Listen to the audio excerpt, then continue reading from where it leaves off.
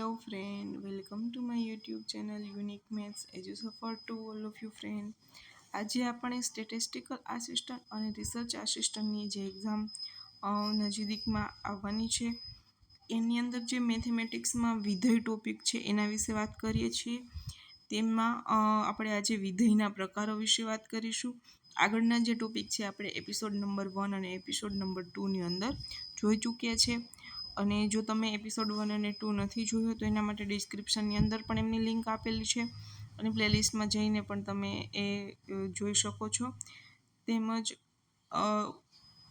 Telegram link પણ ડિસ્ક્રિપ્શનની અંદર આપેલી છે, એમાં જઈ પણ તમે ज्वाइन થઈ શકો છો. सो फ्रेंड ने अभी तक इस वीडियो को लाइक नहीं किया है so first of all video को लाइक कर दीजिए. एंड अगर आप इस चैनल में नए जुड़े हुए हैं तो फर्स्ट चैनल को सब्सक्राइब कर दीजिए, क्योंकि आपको जो न्यू वीडियोस की नोटिफिकेशन है नोटिफिकेशन थ्रू आपको न्यू वीडियो इसकी नोटिफिकेशन मिल रहे. सो फर्स्ट सब्सक्राइब कर दीजिए चैनल को. एंड आपके जो भी फ्रेंड SNRA की प्रिपरेशन कर रहे हैं उन सभी फ्रेंड को भी इस लिंक को शेयर कर दीजिए. ओके, सो टुडे हम डिस्कस करेंगे विधेयना प्रकारों. विधेयनी व्याख्या તેમજ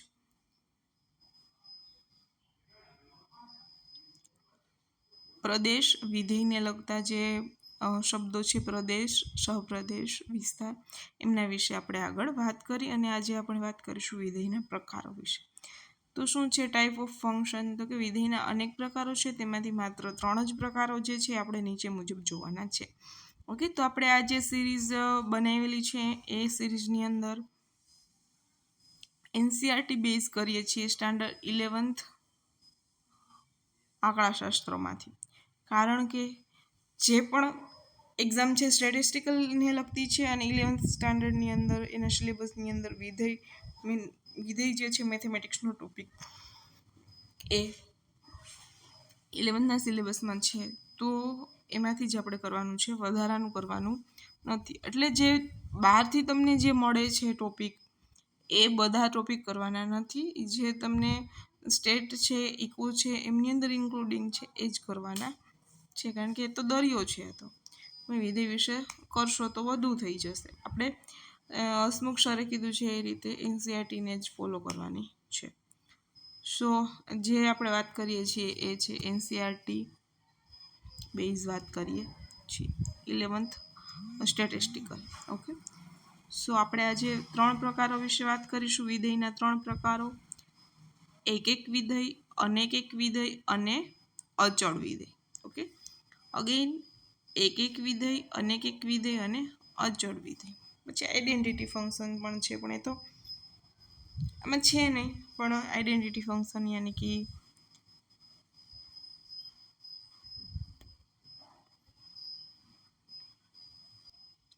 તદેવ વિધેય. ઓકે, પણ એની ચર્ચા આ સિલેબસમાં નથી, તો આપણે આટલું જ ઇનફ રાખીએ છીએ. એક યાની કે 1 1, અનેક મેની 1, એન્ડ અચળ એટલે કોન્સ્ટન્ટ ફંક્શન. 1 1 ફંક્શનની વાત કરીએ તો ધારો કે ફંક્શન છે f2ab નો પ્રદેશ ગણ એ થશે. એના કોઈ પણ બે ભિન્ન ઘટકો માટે સહપ્રદેશ ગણમાં મળતા પ્રતિબિંબ કે વિધેયાત્મક કિંમતો ભિન્ન હોય, ભિન્ન એટલે કે એક અને માત્ર એક હોય, તો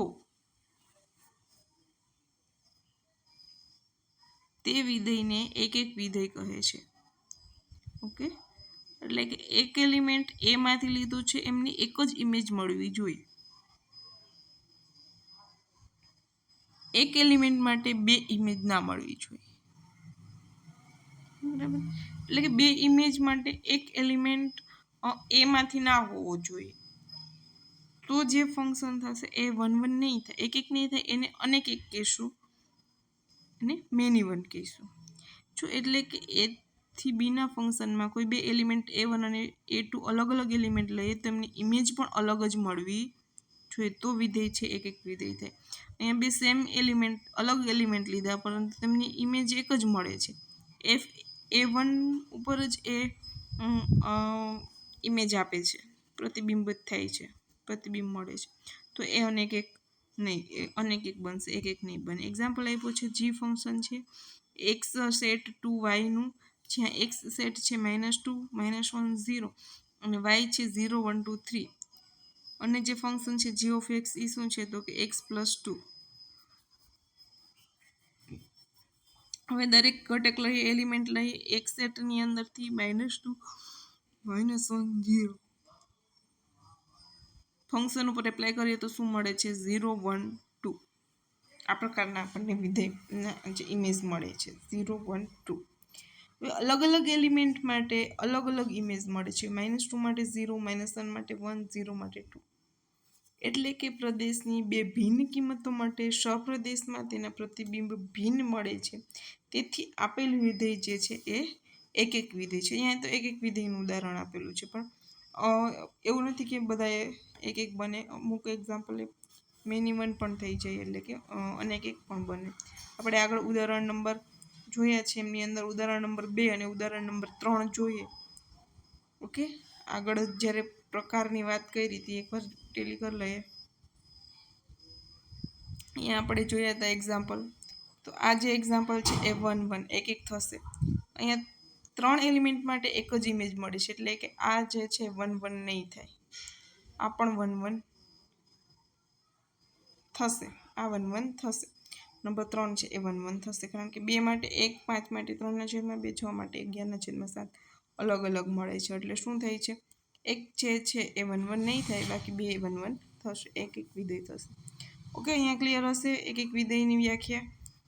વધારે કહી શકીએ તો ગ્રાફ ઉપરથી જો ચેક કરવું હોય તો એક્સ અક્ષને કોઈ પણ ગ્રાફ, આ ગ્રાફ છે, એક્સ અક્ષને સમાંતર રેખા ડ્રો કરવાની ગ્રાફ માટે, અને પછી ચેક કરવાનું કે જો એક્સ અક્ષને સમાંતર રેખા બનાવતા ગ્રાફને 2 વખત છેદે છે, એક કરતાં વધારે વખત, તો એ ગ્રાફ છે એક એક નહીં થાય, અનેક એક થશે.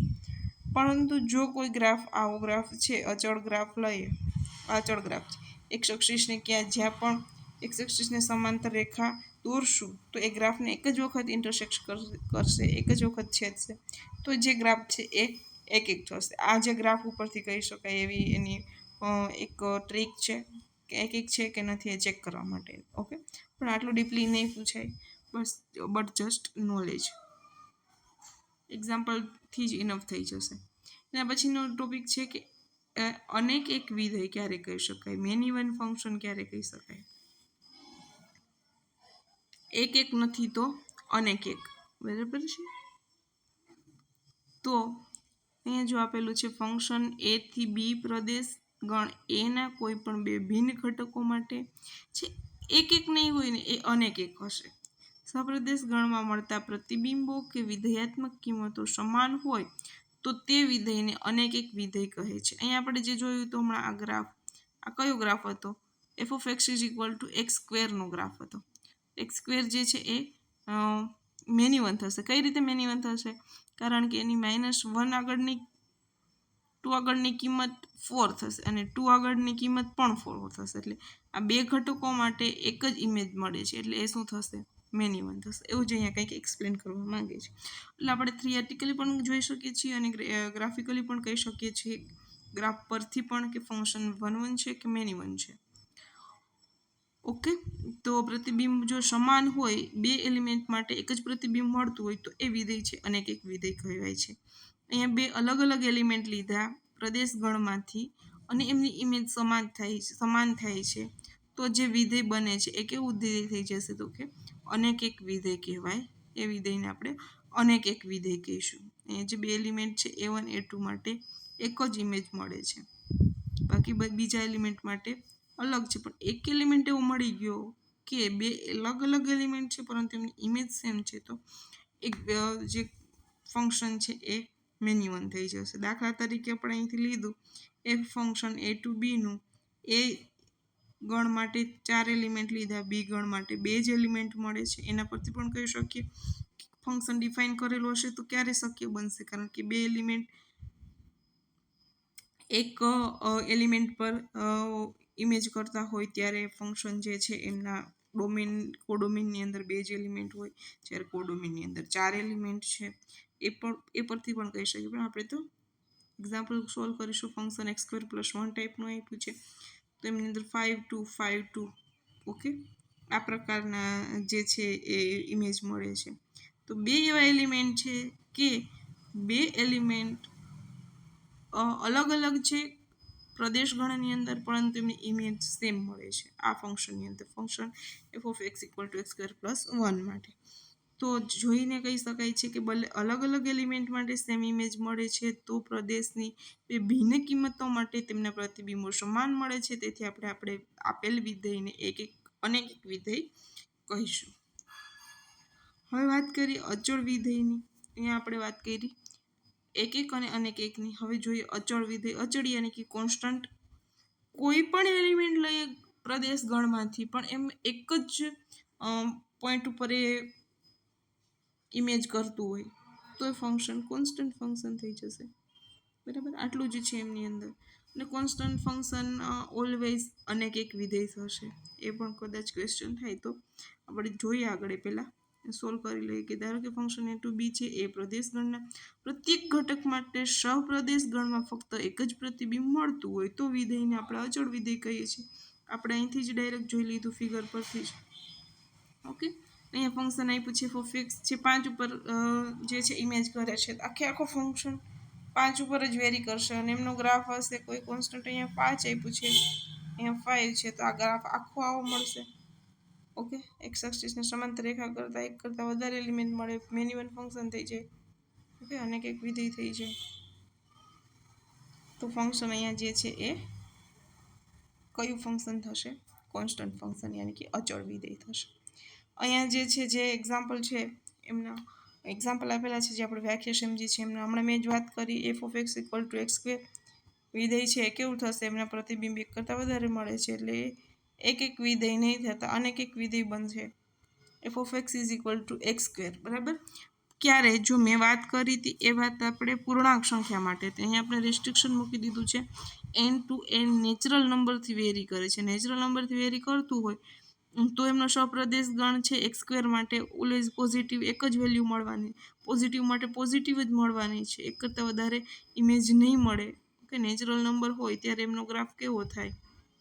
આ પ્રકારનો થાય. અહીંયા કોઈ પણ પ્રકારનું રિએક્શન જોવા જ ના મળે. નેગેટિવ સાઇઝ પોઝિટિવ બાજુ જ એ વધે. આ સાઈડ એક્સ એક્સિસને સમાંતર રેખા ડ્રો કરતા ગ્રાફને એક જ વખત ઇન્ટરસેક્ટ કરે એટલે ગ્રાફ જે ફંક્શન છે એ કેવું થશે? એક થશે. પરંતુ જો અહીંયા ડોમેન અને કોડોમેન ચેન્જ કરવામાં આવે, ડોમેનની અંદર ઝેડ પૂર્ણાંક સંખ્યા મૂકવામાં આવે તો એ ફંક્શન કેવું થઈ જશે? એક વિધેય નહીં થતા અનેક એક વિધેય થશે. એમનું એક્ઝામ્પલ આપેલું જ છે નીચે સમજણ માટે જ. બરાબર. હવે અહીંયા ચેન્જ કરી નાખ્યું છે, ડોમેન ઝેડ કર્યો છે અને જે છે કોડોમેન એન યુનિયન સિંગલટન 0 લઈ લીધું છે કે અથવા તો તેમને એન યુનિયન સિંગલટન 0 ને W પણ કહી શકીએ. Whole number, natural whole number, પૂર્ણ સંખ્યા. ઓકે, તો એને W થી પણ ડિનોટ કરી શકે. એને ફંક્શન f(x = x² પ્રકારનું ફંક્શન આપેલું છે. તો એ નો પ્રકાર કયો છે? એક છે કે અનેક એક છે? ટૂંકમાં અહીંયા એવું કહેવા માંગે છે. તો જો ડિપેન્ડ કરે છે ડોમેન ઉપર. ડોમેન જે છે એ ઝેડ પૂર્ણાંક સંખ્યા છે માટે એમના જે ઇમેજિન છે એ બે એલિમેન્ટ માટે એક જ ઇમેજ મળશે એટલે ફંક્શન અનેક એક વિધેય થશે. આ જ સમજવાનું છે એક અને અનેક એકની અંદર. અને હજી પણ ડાઉટ છે એક ફંક્શન અને અનેક એક ફંક્શનની અંદર, તો એ ડાઉટ ન રાખતા તમે કોમેન્ટ બોક્સની અંદર કમેન્ટ કરી અને ડાઉટ ક્લિયર કરજો. વધારે ક્લિયર થશે. મેં એમની અંદર આન્સર આપીશ. અહીંયા આટલું જેટલું છે એટલું મેં ડીપલી કરાવી દીધું છે. નેક્સ્ટ એક્ઝામ્પલ નંબર 6ની અંદર જોઈએ તો ફંક્શન આપ્યું છે z/r નું ફંક્શન છે કોન્સ્ટન્ટ ફંક્શન છે. f(x) 100 પર વેરી કરે છે તો વિધેયનો પ્રકાર કેવો થશે? કોન્સ્ટન્ટ થશે. પછી વિસ્તૃત સમજાવ્યું છે કે એમનો ડોમેન ગણ z છે, સપ્રદેશ ગણ b = રિયલ લાઇન r આપેલી છે, વાસ્તવિક ગણ છે. પ્રદેશ ગણની કોઈ પણ કિંમત માટે સહપ્રદેશ ગણમાં ફક્ત એક જ પ્રતિબિંબ મળે છે. માત્ર ફંક્શન છે એ આપેલું વિધેય જે છે અચળ વિધેય મળે છે. એના પછી જોઈએ કે કોઈ એક મહિનાની તારીખો અને વાર વચ્ચેના વિધેયનો પ્રકાર જણાવો. કોઈ એક મહિનાની તારીખ લઈએ અને એના ઉપર કેટલા વાર મળે? એક તારીખ ઉપર 4 વાર મળે. ઓકે, પછી મહિના પર ડિપેન્ડ કરે. પરંતુ એ કયા પ્રકારનું વિધેય થશે? કારણ કે એક એલિમેન્ટ માટે સામે તમને 4 વાર મળતા હોય, 4 પ્રતિબિંબ મળતા હોય, એક ઘટક માટે 4 પ્રતિબિંબ મળતા હોય, તો ઓબ્વિયસ છે કે એ વિધેય જે છે અનેક એક વિધેય થશે, એક વિધેય નહીં બને. તેમને સમજાવેલું છે કે એક મહિનામાં 4 અઠવાડિયા પૂરા હોય, તેથી અઠવાડિયાના વાર મહિનાની તારીખ પ્રમાણે ઓછામાં ઓછા 4 વખત પુનરાવર્તિત થાય છે, માટે તે ફંક્શન છે, વિધેય છે, એ અનેક એક વિધેય કહેવાશે. અને પછી એક એક્ઝામ્પલ પ્રવૃત્તિ ટાઈપ આપ્યું છે કે તમારા 5 મિત્રોના નામનો ગણ અને તેમના કુટુંબના સભ્યોની સંખ્યા વચ્ચે સંબંધ દર્શાવતા વિધેયનો પ્રકાર જણાવો. તમારા 5 મિત્રો લીધા છે, એમના કુટુંબની સંખ્યા, એ વિધેયનો પ્રકાર અનેક એક થઈ શકે, કારણ કે કોઈ 2 મિત્રો છે એમના સભ્યોની સંખ્યા સરખી હોઈ શકે. તો 2 મિત્રો જે છે સભ્યોની કુટુંબના સભ્યોની સંખ્યા પર વેરી કરાવો તો અહીંયા 2 મિત્રો અલગ હશે, સામે જે કુટુંબના સભ્યોની સંખ્યા એક ઉપર વેરી થતા હશે, બની શકે. તો આ ફંક્શન જે છે અનેક એક ફંક્શન થશે. બરાબર, આવું વિઝ્યુલાઇઝ કરવાનું છે. બીજા એક્ઝામ્પલ જોવાના છે ઓટોમેટિકલી. અને તમે એક્ઝામ્પલ સોલ્વ કરો, ના થાય તો કોમેન્ટ બોક્સની અંદર કમેન્ટ કરો, આપણે એ ક્વેશ્ચનને સોલ્વ કરીશું. અહીંયા જે છે વિધેયોના પ્રકાર, એક એક વિધેય, અનેક એક વિધેય, અચળ વિધેય, 1 on 2 કોન્સ્ટન્ટ ફંક્શન, નો જે ટોપિક છે એ ક્લિયર થાય છે. આનાથી વધારે નહીં હોય. વિધેય જે ફંક્શન છે એ બહુ મોટું છે, એમાં લપમાં ના પડતા. મેથેમેટિક્સની અંદર આપણે આટલું જ કરવાનું છે જે એનસીઆરટીમાં છે એટલું જ. ઓકે, નેક્સ્ટ એપિસોડની અંદર આપણે વિધેયોની સમાનતા વિશે જોઈશું, અને પછી નેક્સ્ટ 2 એક્સરસાઇઝ છે એ તમારે હોમવર્કમાં કરવાની છે. એમની અંદર કોઈ ડાઉટ હોય તો તમારે કમેન્ટ બોક્સની અંદર કમેન્ટ કરવાનો છે. એ ઓબ્વિયસ આપણે ક્વેશ્ચન કાં તો પછી એક એવો એપિસોડ બનાવશું કે જેમની અંદર એક્સરસાઇઝના ડાઉટ સોલ્વ કરશું, પણ જો ડાઉટ હશે તો સોલ્વ કરશું. ઓકે, એ તમારે જાતે કરવાનું રહેશે. આપણે જે થિયોરિટિકલ પાર્ટ છે એ બધા एपिसोड अंदर कंप्लीट करीशू. मे बी लास्ट टॉपिक है विधेयों समानता. सो गाइज, आपने अभी तक वीडियो को लाइक नहीं किया है, फर्स्ट ऑफ ऑल वीडियो को लाइक कर दीजिए. एंड इस चैनल में नए जुड़े हुए हैं तो चैनल को सब्सक्राइब कर दीजिए. हम मिलेंगे नेक्स्ट एपिसोड नंबर 4 में विधेयों समानता. Thank you guys.